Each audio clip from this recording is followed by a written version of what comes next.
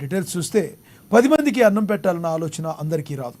ఆకలి బాధ, అన్నం విలువ తెలిసిన వాళ్ళకి అది సాధ్యం. అలాంటి మంచి ఆలోచన దృక్పథం కలిగిన గొప్ప నాయకుడు కంది శ్రీనివాసరెడ్డి.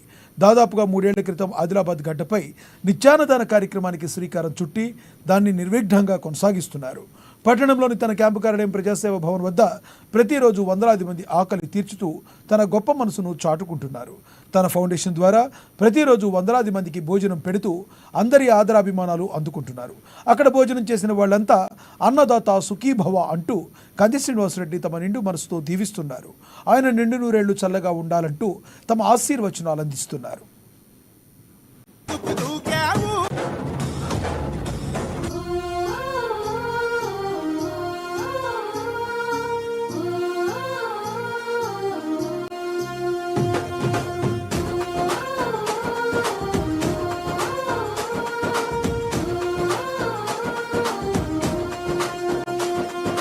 పేదల గడపన పొద్దునువై వెలుగులు పంచుతవో, ఆకలి కడుపుకు మెతుకునువై ఆకలి తీర్చుతవో, పోరాటాల జెండనువై సమరం నడుపుతవో, ఆయం అంటే ఆ క్షణమే అన్నై కదులుతవో, బిగిసిన పిడికిలి నువ్వై ముందుకు దూకావు, ఆదిలాబాద్ క్షేమం కై అడుగులు వేశావు, కాంగ్రెస్ జెండా పట్టి కథన రంగం తొక్కినవు,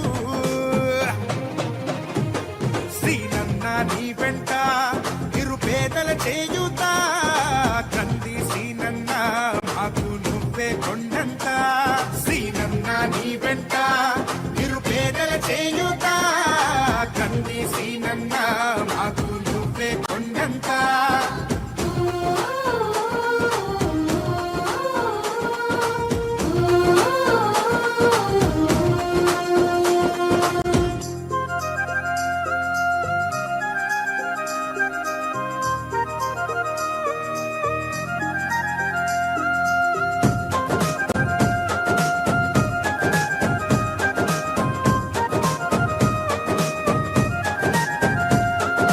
పోరాటానికి పొలికే కై పిడికిలి ఎత్తినవు, పేదల బ్రతుకుల మార్చుటకై పయనం గట్టినవు, పోరాటానికి పొలికే కై పిడికిలి ఎత్తినవు, పేదల బ్రతుకులు మార్చుటకై పయనం గట్టినవు,